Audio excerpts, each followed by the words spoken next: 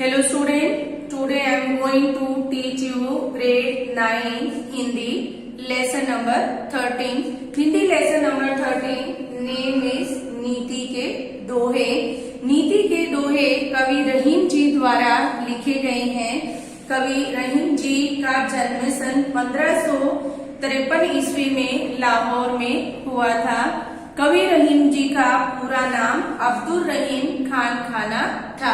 उनके पिता का नाम बैरम खां था और उनके पिता अकबर के अभिभावक थे।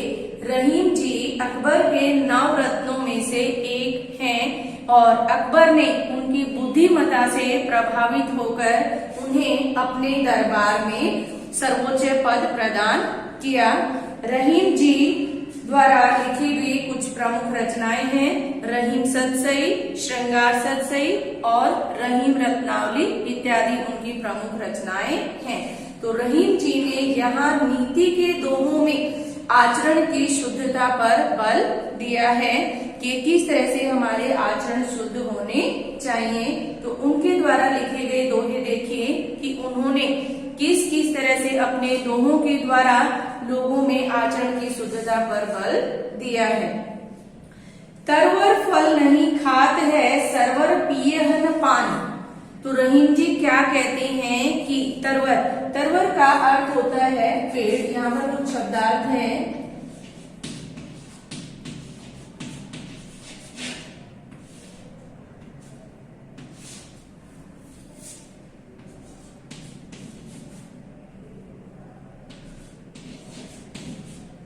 तरवर का अर्थ होता है पेड़। पान का अर्थ है पानी। तो रहीम जी क्या कहते हैं?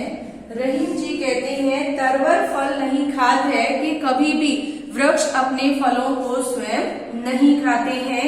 सरवर पियहन पान और सरोवर कभी भी अपना पानी स्वयं नहीं पीता है। तो सरवर का अर्थ होता है सरोवर। तो रहीम जी क्या कहते हैं? रहीम जी कहते हैं कि वृक्ष अपने फल स्वयं नहीं खाते हैं और सरोवर अपना पानी स्वयं नहीं पीता है। कही रहीम प्रकाश हित संपत्ति सुचही सुजान। तो रहीम जी कहते हैं सुजान का अर्थ होता है सज्जन व्यक्ति। सुजान का अर्थ होता है सज्जन व्यक्ति। तो रहीम जी क्या कहते हैं कि पेड़ अपने फल स्वयं नहीं खाते हैं और सरोवर अपना पानी स्वयं नहीं पीता है। कही रहीम प्रकाश है संपत्ति सुच ही सुजान। और रहीम जी कहते हैं कि ठीक उसी तरह से जो सज्जन व्यक्ति होते हैं वे कभी भी अपनी संपत्ति स्वयं के लिए नहीं रखते हैं। वे परोपकार के लिए ही संपत्ति संग्रह करते हैं। सुच ही का अर्थ होता है संग्रह करना यानी कि इकट्ठा करना। कही रहीम संपत्ति सगे बनत बहुत बहुरी विपत्ति कसोटी जे कसे तेई सांचे मीच। तो रहीम जी कहते हैं कि जब लोगों के पास संपत्ति होती है तभी सभी उसके सगे बनते हैं। जिसके पास धन दिखता है तभी लोग उसके मित्र बनते हैं। विपत्ति कसोटी जे कसे तेई सांचे मीच। तो रहीम जी कहते हैं कि सच्चे मित्र वही होते हैं। मीत का अर्थ होता है मित्र। मीत का अर्थ है मित्र। तो रहीम जी कहते हैं कि सच्चा मित्र वही होता है जो कसौटी के समय, परीक्षा के समय जब भगवान हमारी परीक्षा लेते हैं। विपत्ति का अर्थ होता है आपत्ति आना यानी विपदाएं आना। तो रहीम जी कहते हैं कि सच्चा मित्र वही होता है जो हमारी कसौटी के समय, आपत्ति के समय हमारे काम आता है। रहीमन देखी बड़ेन को लबून दीजिए डारी, जहां काम आवे सुई कहा करे तलवारी। तो रहीम जी कहते हैं कि बड़ों को देखकर कभी भी छोटों की उपेक्षा नहीं करनी चाहिए, छोटों का तिरस्कार नहीं करना चाहिए। जहां पर सुई की जरूरत होती है वहां पर तलवार का कोई काम नहीं होता है। तो जहां सुई की जरूरत होती है वहां पर हमें सुई से ही काम चला लेना चाहिए। मीन्स जहां पर छोटे व्यक्तियों की जरूरत है वहां हमें बड़ों को नहीं बुलाना चाहिए। तो इस तरह से रहीम जी कहते हैं कि बड़ों को देखकर कभी भी हमें छोटों का तिरस्कार नहीं करना चाहिए, उनकी उपेक्षा नहीं करनी चाहिए। और जहां पर सुई की जरूरत है वहां पर तलवार नहीं लेकर आनी चाहिए। क्यों? क्योंकि तलवार लाने से तो जरूरी नहीं है कि वो आपका काम तलवार से हो जाएगा। अगर आपके काम सुई आ रही है तो आपको सुई से ही काम चला लेना चाहिए। दीन सबन को लखत है, दिन ही लखे न कोय, जो रहीम दिन ही लखे, दीन बंधु सम होय। तो रहीम जी कहते हैं दीन का अर्थ होता है गरीब और लखत का अर्थ होता है देखना। तो रहीम जी कहते हैं कि गरीब व्यक्ति जो होते हैं वो हमें आशा भरी नजरों से देखते हैं। क्यों? क्योंकि वो ये सोचते हैं कि कोई न कोई हमारी मदद करेगा, परंतु उनकी तरफ कोई भी नहीं देखता है। दिन ही लखे न कोई, परंतु उन गरीब व्यक्तियों की तरफ कोई भी नहीं देखता है।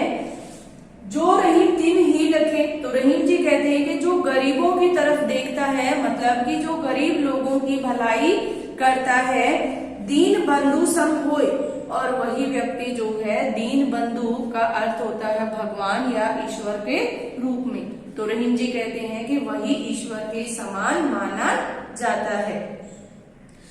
खीरा को मुंह काटी के मलियत नोन लगाए। तो रहीम जी कहते हैं कि खीरे को खाने से पहले उसके मुंह को काटकर उसके ऊपर नमक लगाया जाता है। नोन का अर्थ होता है नमक।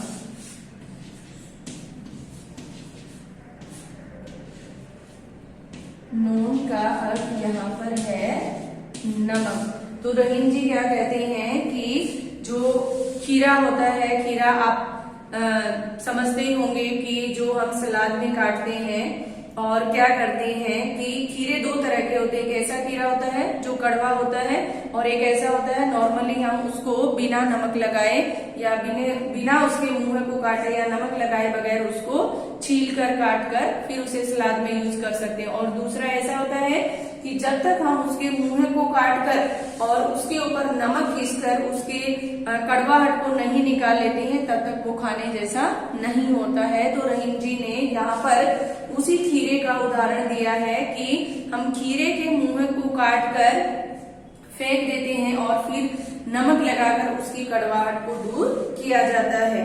तो रहीम जी यहाँ पर उसी का उदाहरण देते हैं, रहीमन करुए मुखन की चाहिए यही सजाए। तो रहीम जी क्या कहते हैं कि जो कड़वे मुख वाला व्यक्ति होता है या जो कड़वा वचन बोलने वाला व्यक्ति होता है उसकी भी सजा यही होनी चाहिए, किसके जैसी? एक खीरे के जैसी। सजाए का अर्थ होता है सजा। सजाए का अर्थ होता है सजा। तो रहीम जी कहते हैं कि खीरे के मुंह को काटकर उसके ऊपर नमक लगाया जाता है तब उसकी कड़वाहट को निकाला जाता है। तो रहीम जी ने यहाँ उदाहरण दिया ऐसे व्यक्ति के लिए जो कड़वा वचन बोलने वाले हैं या जो मीठा नहीं बोलते हैं, उन व्यक्तियों की भी यही सजा होनी चाहिए। जो रहीम उत्तम प्रकृति का करी कसर कुशन। तो रहीम जी क्या कहते हैं कि जो श्रेष्ठ स्वभाव वाले व्यक्ति होते हैं या जो उत्तम प्रकृति वाले व्यक्ति होते हैं, यदि वे किसी की बुरी संगति में भी रहते हैं तो भी उनके ऊपर बुरी संगति का प्रभाव नहीं पड़ता है। चंदन विष व्यापत नहीं लपटे रहत भुजंग। और रहीम जी कहते हैं कि आपने देखा होगा भुजंग का अर्थ होता है सांप।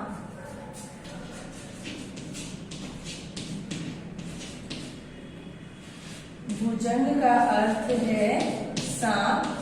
तो रहीम जी कहते हैं कि जिस तरह से चंदन के ऊपर जहरीले सांप लिपटे रहते हैं परंतु कभी भी उनका जो विष होता है या जो जहर होता है वो कभी भी चंदन के पेड़ पर कुछ भी प्रभाव उसका नहीं पड़ता है। तो रहीम जी ने वही बताया है कि जो उत्तम प्रकृति का व्यक्ति होता है या श्रेष्ठ स्वभाव वाला व्यक्ति होता है, भले ही वह बुरे लोगों की संगति में रहता है परंतु उसके ऊपर उनकी संगति का कोई भी प्रभाव नहीं पड़ता है। जिस तरह से कि सांप जो है चंदन के पेड़ पर लिपटा रहता है, परंतु उसके विष का प्रभाव चंदन के ऊपर नहीं पड़ता है।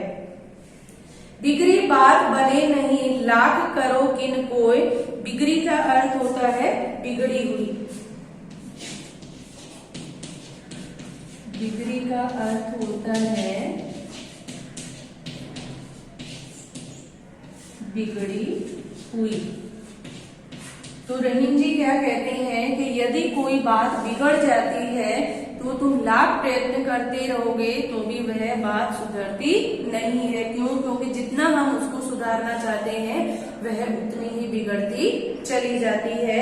उन्होंने यहाँ पर उदाहरण दिया है, रहीमन बिगर दूध को बते न माखन होए। तो रहीम जी कहते हैं कि जिस तरह से बिगड़े हुए दूध में से हम उसको मथकर माखन निकालने की कोशिश करते हैं तो उसमें से मक्खन नहीं निकलता है। अगर हम अच्छे दूध की दही बनाएंगे और उसको मथकर मक्खन निकालेंगे तो ही मक्खन निकल सकता। तो रहीम जी ने यहाँ उदाहरण वही दिया है कि अगर कोई बात बिगड़ जाती है तो तुम बार बार उसको सुधारने का प्रयत्न करते हो तो वह सुधरने की बजाय और भी ज्यादा बिगड़ती चली जाती है। किस तरह से? जिस तरह से खराब हुए दूध या बिगड़े हुए दूध को मथने से उसमें से मक्खन नहीं निकलता है। रहीमन विपदा हूँ भले, जो थोड़े दिन होए, हित अनहित या जगत में जानी परत सब कोई। तो रहीम जी क्या कहते हैं, विपदा हूँ भली जो थोड़े दिन होए, कि अगर कभी भी हमारे ऊपर कोई भी विपदा आ जाती है, कोई भी आपत्ति आ जाती है तो वह कुछ समय तक रहती है। क्योंकि इंसान के जीवन में सुख और दुख एक साथ जो है दुख नहीं रहता है। कभी उसके जीवन में सुख होता है तो कभी उसके जीवन में दुख होता है। अगर कोई विपत्ति हमारे पास आ जाती है, हमारे ऊपर कोई दुख पड़ जाता है तो वह कुछ समय तक रहता है। तो वही रहीम जी ने बताया है कि कोई भी आपत्ति आ जाती है तो वह थोड़े दिन ही रहती है। हित अनहित या जगत में जानी परत सब कोई। और यह तो हर कोई जानता है कि जब आपके ऊपर कोई भी आपत्ति आती है तो उसी समय आपको पता लगता है या उसी समय आप समझ पाते हो कि कौन हमारे हित चाहता है और कौन हमारा अनहित चाहता है। रहीमन वे नर मर चुके, जे कहूँ मांगन जाए। तो रहीम जी कहते हैं, नर का अर्थ होता है मनुष्य। तो रहीम जी कहते हैं कि वे मनुष्य मरे हुए के समान है जो किसी के पास मांगने के लिए जाते हैं। उनसे पहले वे मुए जिन मुख निकसत नाही। और उनसे पहले तो वो मरे हुए के समान है जिनके मुंह से नहीं शब्द निकलता या जो मांगने वाले को नहीं देते हैं। निकसत का अर्थ होता है निकलना।